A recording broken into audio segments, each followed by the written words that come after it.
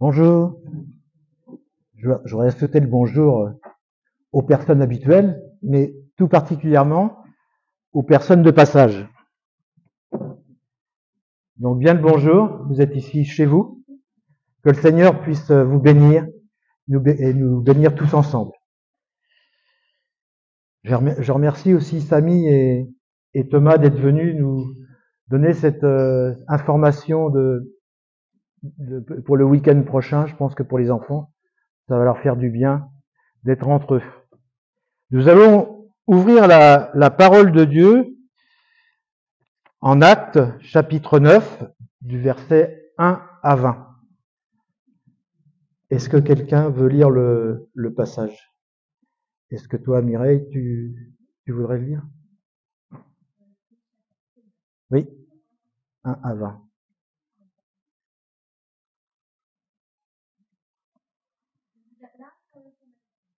Tu fais comme tu veux.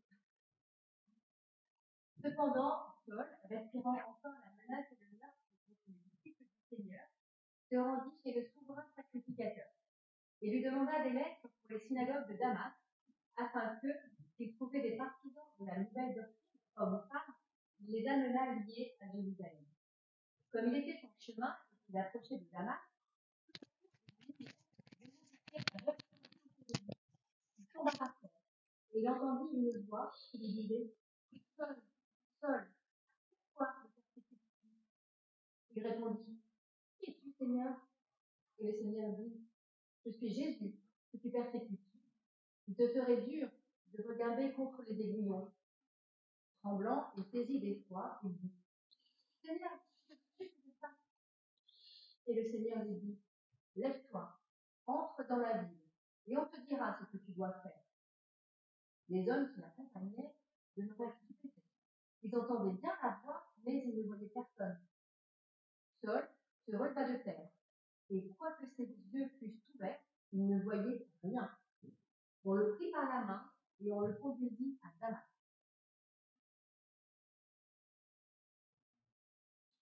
C'est jusqu'à 20? Ouais.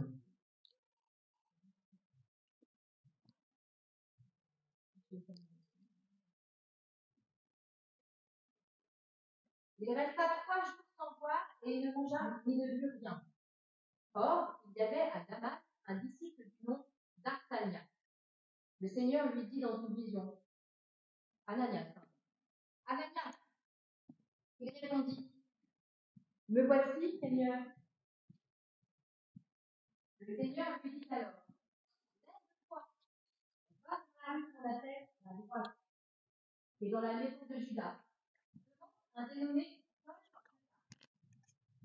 En effet, il prit, et il a vu en vision un homme appelé Ananias entrer et poser les mains sur lui afin qu'il retrouve la vue. Ananias répondit, Seigneur, j'ai appris de beaucoup tout le mal que cet homme a fait à tes saints à Jérusalem. Et ici, il a plein pouvoir de la part des chefs et des prêtres pour arrêter tous ceux qui font appel à toi. Mais le Seigneur lui dit, vas-y, car cet homme est un instrument que j'ai choisi pour faire connaître mon nom aux non-juifs, au roi et aux Israélites. Je lui montrerai tout ce qu'il doit souffrir pour moi. Ananias partit. Une fois entré dans la maison, il posa les mains sur Saul en disant, Saul, mon frère, le Seigneur, qui t'est apparu sur le chemin par lequel tu venais, m'a envoyé pour que tu retrouves la vue et que tu sois rempli du Saint-Esprit. Il tomba comme des écailles de ses yeux et il retrouva la vue. Il se leva et fut baptisé. Après avoir pris de la nourriture, il retrouva les forces. Il resta quelques jours avec les disciples qui étaient à Damas et se mit aussitôt à proclamer dans les synagogues que Jésus est le Fils de Dieu. Gloire à Dieu. Merci Mireille. Seigneur mon Dieu, nous te louons, nous te bénissons. Tu vois, si nous sommes ici assemblés, nous sommes assemblés en ton nom. Et nous voulons, Seigneur, ce matin, que tu puisses déposer dans nos cœurs cette parole, Seigneur, que tu veux que nous entendions. Seigneur, je te prie de me qualifier, Seigneur, pour apporter ce message. Je te prie, Seigneur, de bénir mes frères et sœurs ici présents, que cette parole puisse ouvrir les cœurs à la vie éternelle dans le beau nom de Jésus. Amen. Ce que nous avons lu tout de suite, ça m'a interpellé parce qu'en fait, on voit vraiment un passage particulier avec une personne qui a changé de vie, littéralement, et qui est quand même un pilier dans le Nouveau Testament. Et la lecture de ce passage m'ouvre sur une réflexion également, c'est Thierry, est-ce que tu es disponible pour Dieu? Est-ce que quand Dieu te demande quelque chose, est-ce que tu lui dis me voici, comme Ananias, ou bien est-ce que tu lui dis oh là, tu prends la pancarte qu'on trouve dans les hôtels, sur les portes, sur les chambres, est-ce que tu mets le côté ne pas déranger? Est-ce que tu es un chrétien engagé ou un chrétien qui consomme? Ici, Jésus se manifeste et apparaît un homme pharisien, ennemi du peuple de Dieu, Saul. Et il utilise, comme je viens de le dire, un disciple, Ananias, pour diriger Saul vers le peuple de Dieu et le mettre à son service. Ananias est l'instrument de Dieu pour ce service. Ananias, c'est le maillon indispensable pour l'œuvre de Dieu. Et ici, on voit l'intérêt du chrétien en action que le Seigneur utilise pour son service. Et nous pouvons lire au premier verset, cependant, Saul, respirant encore la menace et le meurtre contre les disciples du Seigneur, se rendit chez le souverain sacrificateur, et lui demanda des lettres pour les synagogues de Damas, afin que, s'il trouvait des partisans de la nouvelle doctrine, hommes ou femmes, il les amena liés à Jérusalem. Saul, le pharisien, est un instrument prometteur pour la religion juive et leur religiosité. Et c'est un homme qui est déterminé, zélé et sincère. Ce qu'il fait, il le fait par amour pour Dieu et par ambition, et peut-être pour monter dans la hiérarchie juive. Il le fait également peut-être par orgueil. Il persécute et participe au meurtre, on a en tête celui d'Étienne, et seulement pour faire respecter tout ce qu'il a appris durant sa jeunesse. C'est un religieux extrémiste qui est capable de pourchasser jusqu'à Damas. Et Damas, je vous rappelle, se trouve à 250 km de Jérusalem pour vous montrer que quand même il est motivé. Mais non seulement il est motivé à poursuivre les chrétiens, mais en plus il est intelligent. Parce que Damas, c'est une ville cosmopolite. Et donc, si la parole se transmet à Damas, elle va se propager par tout le monde, dans tous les pays. Et donc, l'idée de Saul, quand il va à Damas, c'est de tuer cette bonne nouvelle dans l'œuf et de poursuivre et persécuter ces chrétiens. Et donc, il est très surprenant que Jésus s'adresse à lui pour l'arrêter. L'arrêter, on peut le comprendre, mais qu'il puisse se servir de lui, ça c'est plus difficile. Mais, comme nous dit la Bible, les voies de Dieu ne sont pas celles de l'homme, ou celles du chrétien. Parce que des fois, nous on s'imagine un tas de choses, on se fait nos règles, mais en fait ce ne sont pas les règles, et c'est pas ce que Dieu a en tête. Et lui, ce qu'il a en tête, le Seigneur, Jésus, c'est de se servir de Paul pour son œuvre. Comme il était en chemin, et qu'il approchait de Damas, tout à coup une lumière venant du ciel resplendit autour de lui. Il tomba par terre, et il entendit une voix qui lui disait « Saul, Saul, pourquoi me persécutes-tu » Il répondit « Qui es-tu, Seigneur ?» Et le Seigneur dit « Je suis Jésus que tu persécutes. Il te sera dur de regimber contre les aiguillons. » Saul, tremblant et saisi d'effroi, lui dit « Seigneur, que veux-tu que je fasse ?» Et le Seigneur lui dit « Lève-toi, entre dans la ville, et on te dira ce que tu dois faire. » Les hommes qui l'accompagnaient demeurèrent stupéfaits. Il entendait bien la voix, mais il ne voyait personne. Saul se releva de terre, et quoique ses yeux fussent ouverts, il ne voyait rien. On le prit par la main et on le conduisit à Damas. Il resta 3 jours sans voir, et il ne mangea ni ne but. Alors, il est déjà surprenant, bon, c'est vrai que Saul, il fait une expérience particulière, mais il y a quand même des hommes qui ont participé et qui ont vu, qui ont entendu la voix, qui n'ont rien vu, mais qui ont entendu, et en fait, après, on n'entend plus parler d'eux. C'est un choix. Mais ils ont entendu. Qu'est-ce qui se passe à ce moment-là? C'est que Jésus humilie Saul et le fait tomber. Jésus se présente à lui, à Saul, et lui donne ses instructions, et il le rend aveugle. Le chef, Saul, persécuteur, devient un aveugle qui dépend des autres. Lui qui voulait soumettre devient soumis, mis à part, sans boire ni manger pendant 3 jours. Et le Seigneur lui donne l'occasion pendant ces 3 jours de se nourrir de sa présence. Il lui donne également l'occasion de s'humilier devant lui. Et ce moment, il est crucial et important parce que c'est le moment où Saul se convertit et qu'il va se tourner pour avoir un ministère particulier, le ministère envers les païens.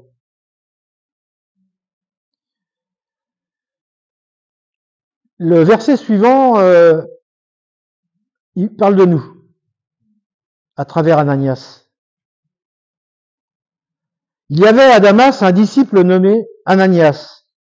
Le Seigneur lui dit dans une vision, Ananias, il répondit, me voici Seigneur.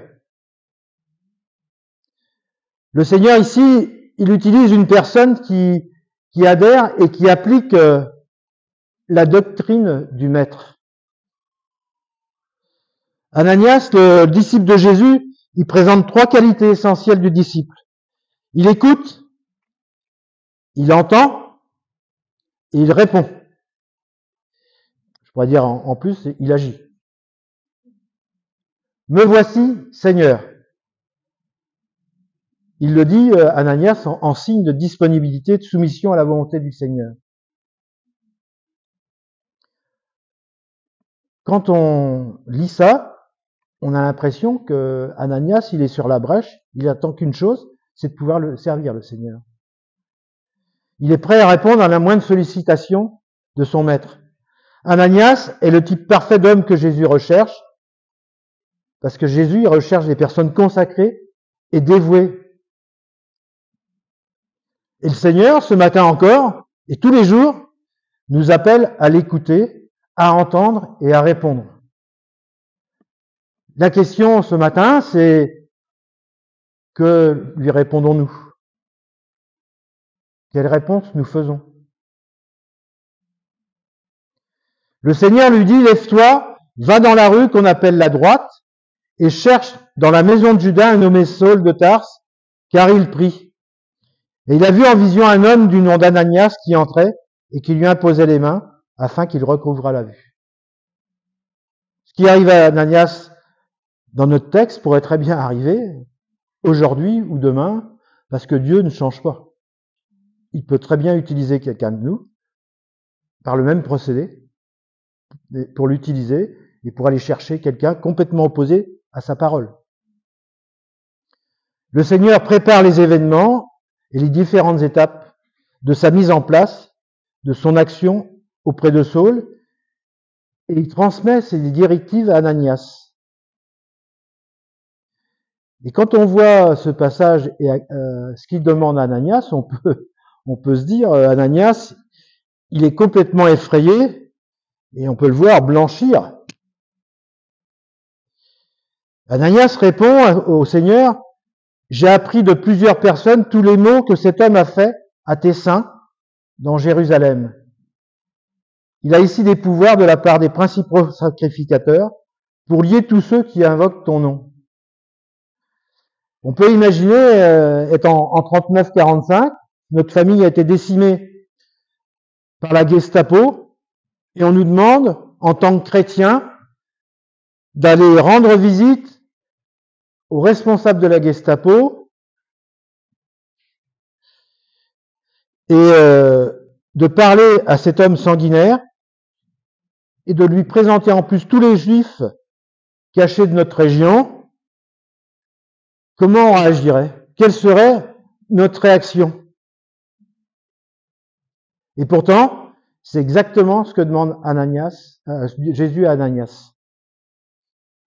Il demande à Ananias de rencontrer Saul. En fait, même dans des circonstances extrêmes, Dieu peut nous demander, Dieu peut tester notre obéissance.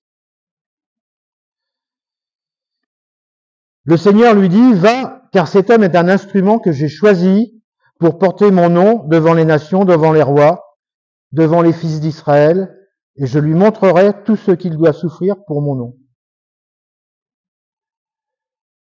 Des fois, on veut bien faire des choses, mais on ne veut pas souffrir. On fait les choses faciles. Et des fois même, on ne fait même pas les choses faciles. Comment on peut imaginer que le Seigneur va nous faire demander des choses importantes si on ne fait pas les petites choses? Et je pense que Ananias, à travers de ce que nous dira Paul plus tard, il faisait les choses faciles également.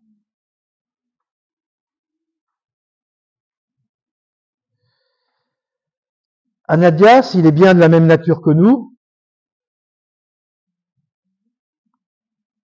et on a du mal souvent à accepter ce qui n'est pas rationnel.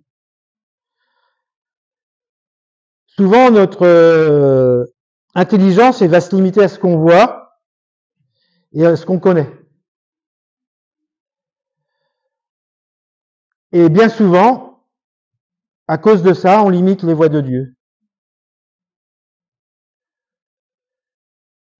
En effet, nous voyons les personnes ou les circonstances en fonction de nos jugements, nos propres réflexions, et on a du mal avec la différence. Et à l'inverse, Dieu, lui, il connaît toutes choses. Il crée les circonstances pour construire son œuvre. Ananias discute avec le Seigneur. Et Jésus comprend son inquiétude. Il connaît cette situation, car lui aussi, lors de son passage sur terre, il a été confronté à l'obéissance et au plan de Dieu que Dieu avait pour lui. Et il connaissait les conséquences. Dans sa bonté, Jésus révèle à Ananias son plan pour Saul, mais malgré tout, Ananias, il est craintif et humain. En fait, il est comme nous.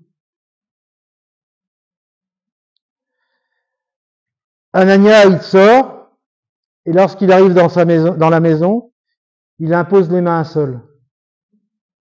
Et il lui dit, Saul, mon frère, le Seigneur Jésus qui t'est apparu sur le chemin par lequel tu venais, m'a envoyé pour que tu découvres la vue et que tu sois rempli du Saint-Esprit. Ananias, malgré sa crainte, il l'accueille avec amour. Et malgré tout, Ananias, il obéit et reste disponible pour le Seigneur. Par la foi, il lui impose les mains à Saul. Et donc, comme je disais, il l'identifie comme frère. Je me pose la question, je me la pose en premier. Combien d'entre nous auraient obéi? Combien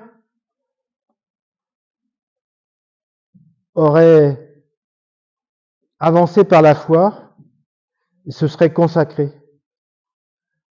Ananias, là, il est exemplaire, par sa soumission, il démontre sa dévotion à Jésus. Et il est l'instrument qui est utilisé pour la mise en place du grand ministère de Paul. Au verset 18, il nous est dit, au même instant, il tomba de ses yeux comme des écailles. Il recouvra la vue, il se leva et fut baptisé. Et après qu'il eut pris de la nourriture, les forces lui revinrent. Saul resta quelques jours avec les disciples qui étaient à Damas, et aussitôt il prêcha dans les synagogues que Jésus est le Fils de Dieu. Ananias, l'instrument de liaison au service de Dieu, il a réussi sa mission. Il a été l'instrument que le Seigneur a choisi pour redonner la vue à Saul. Saul prêche et commence son ministère d'apôtre envers les païens. Son obéissance et sa consécration a des conséquences encore aujourd'hui. Et nous, on est redevables de ces hommes, de ces frères chrétiens, hommes et femmes, qui n'ont pas regardé à eux-mêmes, mais qui ont servi le Maître. Et à combien de personnes avons-nous ouvert les yeux? Et autre question, est-ce que nous témoignons encore?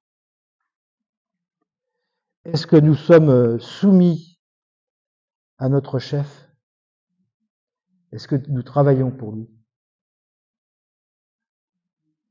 Voilà ce que dit Paul d'Ananias en Actes 22, du verset 12 et 13. Or, un nommé Ananias, homme pieux, selon la loi, et de qui tous les Juifs demeurant à Damas rendaient un bon témoignage, vint se présenter à moi et me dit, Saul, mon frère, recouvre la vue. Au même instant, je recouvrais la vue et je regardais. Ananias, ça veut dire celui à qui l'Éternel a donné gracieusement. Eh bien, l'Éternel a fait exactement la même chose à nous. Nous a fait, exactement la même chose. Il nous a donné gracieusement. Et je me pose une question, c'est comment je le remercie.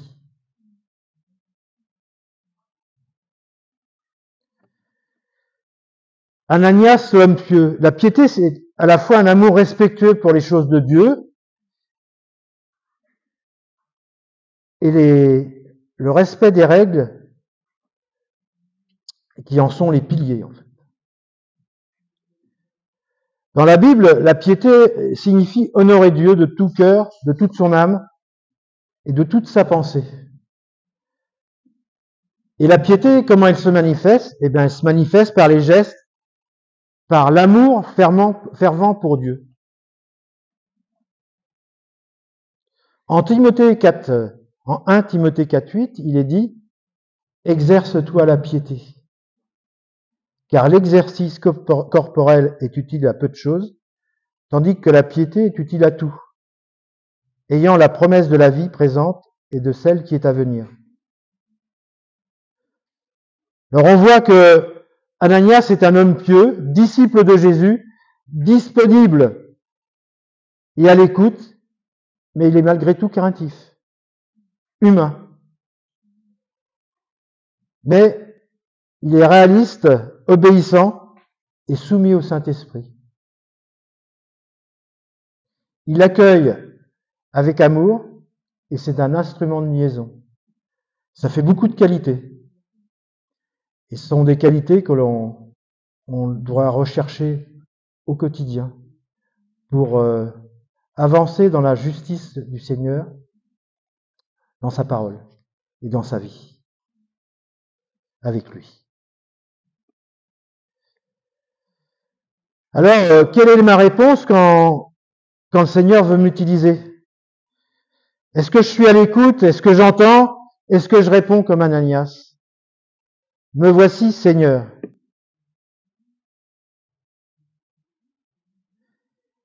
Et on peut se poser la question, maintenant ou demain, qui sommes-nous? Posons-nous la question, quel est notre témoignage? Et chacun d'entre nous, on peut mettre notre nom. Thierry, c'est quoi? Qu'est-ce que tu fais? Est-ce que tu agis? Aujourd'hui comme hier, on peut s'excuser ou bien agir. On peut dire, excuse-moi, je suis pas disponible. Ne me dérange pas. Alors, comme je disais tout à l'heure, on peut être des hommes poignée de porte où la pancarte signale ne pas déranger. Judas, Saül, les invités du festin des noces ont fait partie de ces hommes qui ont refusé l'invitation du Seigneur et ont dit ne pas déranger. Ou bien on veut être des hommes où la pancarte signale me voici Seigneur. Abraham, Joseph, Samuel et bien d'autres ont été des hommes de la même nature que nous et ont répondu me voici.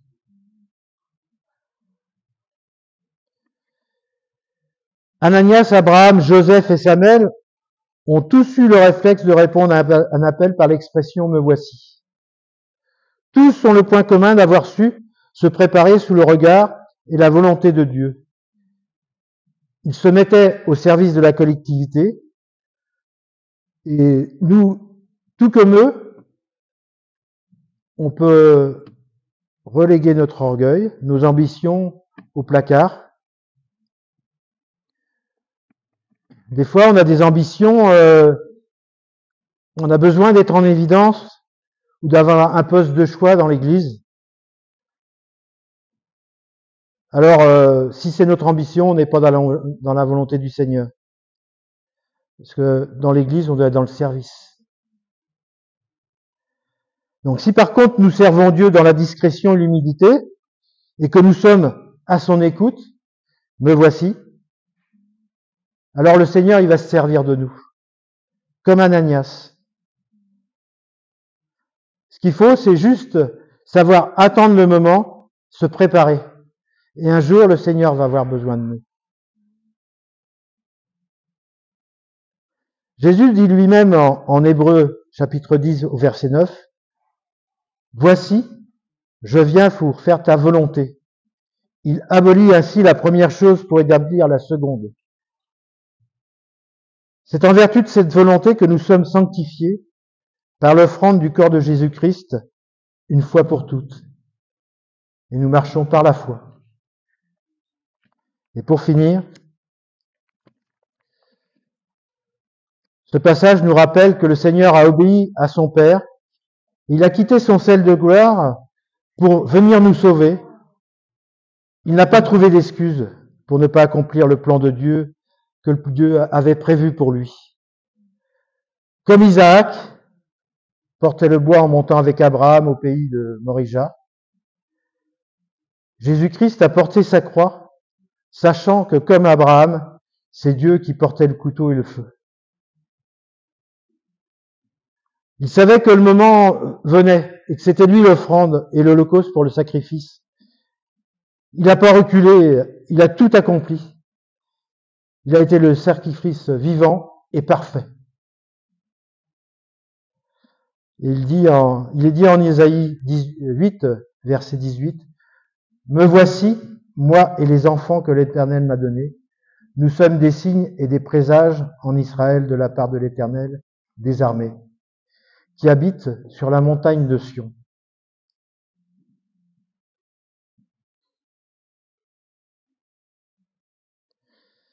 Dieu se glorifie et se manifeste à travers nos faiblesses et non pas à travers nos compétences ou nos qualités. En termes clairs, il veut que par la foi, nous lui fassions confiance, même et surtout lorsque nous ne sommes pas qualifiés, ou que nous sommes faibles dans différents domaines.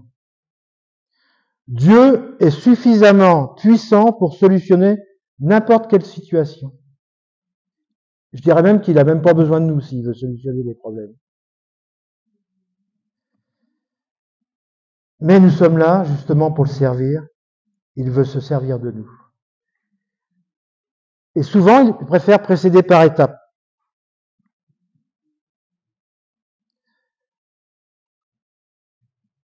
La plupart du temps, il nous prépare un cheminement qui nous permettra de progresser en nous enseignant une leçon à chaque fois. Donc il ne faut pas s'attendre à acquérir une maturité spirituelle instantanément. Il ne faut pas s'attendre à avoir la solution aux problèmes instantanément. Les expériences que le Seigneur met devant nous sont nécessaires. Si tu traverses des situations difficiles à l'heure actuelle, attends, le Seigneur est en train de te former. Et il les a prévus. Et a posteriori, tu verras et nous verrons l'action et la transformation que Dieu aura opérée en chacun. Et à travers ces différentes expériences, on va apercevoir que nous avons réalisé avec l'aide de Dieu et du Seigneur des actes que nous n'aurions pas pu faire.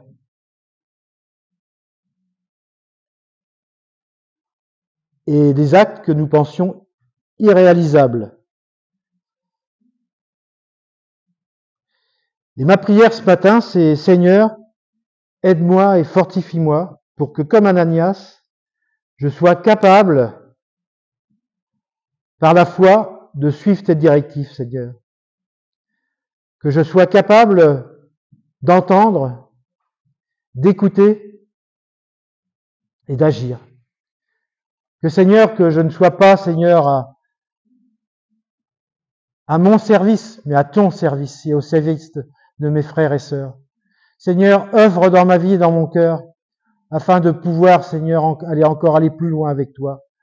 Que des âmes puissent venir à toi, Seigneur, par mon intermédiaire, mais par notre intermédiaire, Seigneur. Nous sommes ton peuple, nous sommes tes enfants. Je te loue par Jésus-Christ, ton Fils. Gloire à Dieu.